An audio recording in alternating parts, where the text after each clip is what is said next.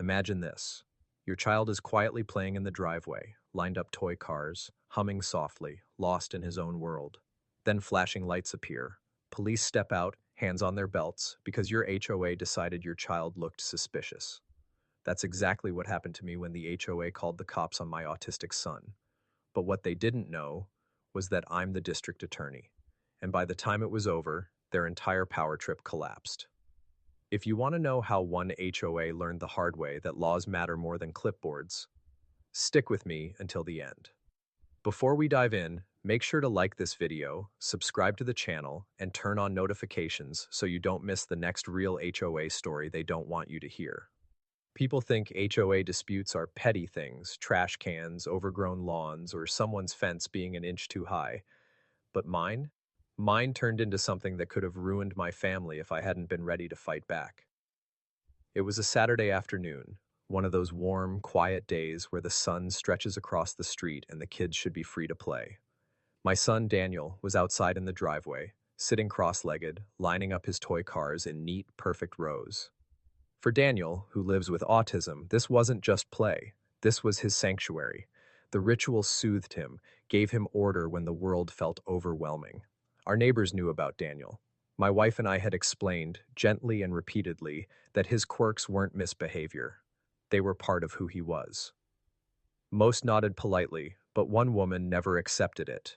Karen, the self-appointed HOA enforcer, the one who carried around her clipboard like it was a sheriff's badge. She was the type to measure your grass with a ruler and complain if your holiday lights stayed up a day too long. And she despised Daniel's presence, his stimming, his soft muttering, even his tendency to pee. They were all, in her mind, violations of her imagined order. I didn't notice trouble brewing until a police cruiser slowed in front of my house. Blue and red lights bounced off our windows, reflecting off Daniel's glasses. He froze, the comfort of his toy cars dissolving in an instant. Panic stiffened his little frame. My wife and I rushed out the front door as two uniformed officers stepped onto the curb, hands hovering near their belts. One of them called out flatly, "We got a report of a possible trespasser." I didn't need to ask who made the call. Karen strutted out of her garage like she had summoned the cavalry, lips tight, eyes gleaming with self-righteousness. She jabbed a finger toward Daniel. "That's him.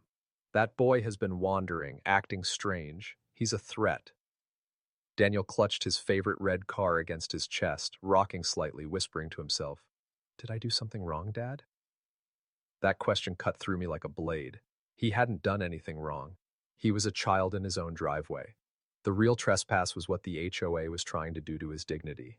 I stepped forward, my voice sharp, carrying the weight of both a father and a man who knew the law. "That is my son, on his own property. This is not trespassing." The officers shifted, clearly uncomfortable, but Karen doubled down. She waved her clipboard like a decree. "The HOA has rules. Kids like that can't be left outside unsupervised. It makes people uncomfortable." Kids like that. The contempt in her voice made my blood boil. I knelt beside Daniel, whispering, "You're safe, buddy. You didn't do anything wrong." Then I stood tall, ready to remind everyone on that street who they were dealing with. Karen wasn't going to stop. "Search him. Question him," she demanded. "We can't have threats wandering this neighborhood." Her words weren't just cruel, they were dangerous. To her, my son wasn't a boy with autism. He was a menace, a problem to be policed. That was the moment I saw red. I pulled my wallet from my pocket, flipped it open, and revealed the district attorney's badge that had put hardened criminals behind bars. The shift in the air was instant. The officers straightened, eyes widening with recognition. One stammered, "Sir, we didn't realize—" "No," I cut in firmly. "What you do need to realize is this. Filing a false police report is a crime. Penal Code 148(5). I turned toward Karen. "And targeting a disabled minor with fabricated accusations? That's not just unethical, it's actionable under the Americans with Disabilities Act." Her face blanched, but her arrogance wouldn't let her back down. "The HOA can't be sued for keeping the neighborhood safe," she insisted. "Wrong again," I snapped. "The Fair Housing Act prohibits discrimination against families with disabilities, and you just violated it in front of sworn officers and me." The officers exchanged uneasy glances. This wasn't a messy neighborhood spat anymore. This was a legal disaster for Karen. One muttered, "Ma'am, maybe you should step back." But Karen couldn't help herself. She jabbed her finger toward Daniel again. This boy is a menace. If you won't do something, the HOA will. That was it. My son wasn't a menace. He was a child who deserved safety, peace, and the freedom to line up his toy cars without fear. And if the HOA wanted a fight, they had chosen the wrong opponent. I told the officers to stay put because this confrontation wasn't going to vanish behind closed doors. I pulled out my phone, opened the camera, and hit record. My voice was calm but sharp as a blade. You just accused my autistic son of being a criminal. You called armed police to our property without cause. Under the Fair Housing Act and ADA, this is harassment and discrimination, and since I'm the district attorney, I'll be the one prosecuting. Karen's jaw fell open. She sputtered, "You can't do that. This is personal. You're conflicted." "You're right," I said coolly. "Which is why I'll be referring this to the Attorney General's office. But don't worry, you'll still see me on the stand, because this is evidence." The weight of my words sank in. The officers, recognizing the situation was now a matter of law, not HOA politics, snapped into professionalism. One began taking my statement while the other informed Karen she was being cited for filing a false police report. Karen's voice rose into a shrill screech. "This is an HOA matter. We run this neighborhood." I couldn't stop myself from laughing. "No, Karen, laws run this neighborhood, and you just broke every single one." Neighbors began drifting out of their homes, drawn by the flashing lights and the commotion. Phones were raised, cameras recording. Karen's power, once enforced by intimidation and fear, crumbled under the weight of accountability and the very public spectacle she had created. Daniel, still clinging to his toy car, leaned against me. The panic that had overtaken him earlier eased into something softer, something safer. For the first time that afternoon, he smiled, a small but powerful reminder of why this fight mattered. His smile wasn't just relief, it was victory. I stood taller, my arm protectively around my son. The message was clear. Daniel didn't need their approval. He needed protection, and he had me. Within days, the legal consequences rippled. Karen faced charges for harassment, false reporting, and civil liability under federal housing law. The HOA board, desperate to save themselves from deeper litigation, voted to remove her from her self-styled throne. Neighbors who once tolerated her bullying now distanced themselves, unwilling to share in her downfall. But for me, it wasn't about the headlines, the gossip, or even the legal victory. It was about Daniel's freedom to play in his own driveway, to exist without fear.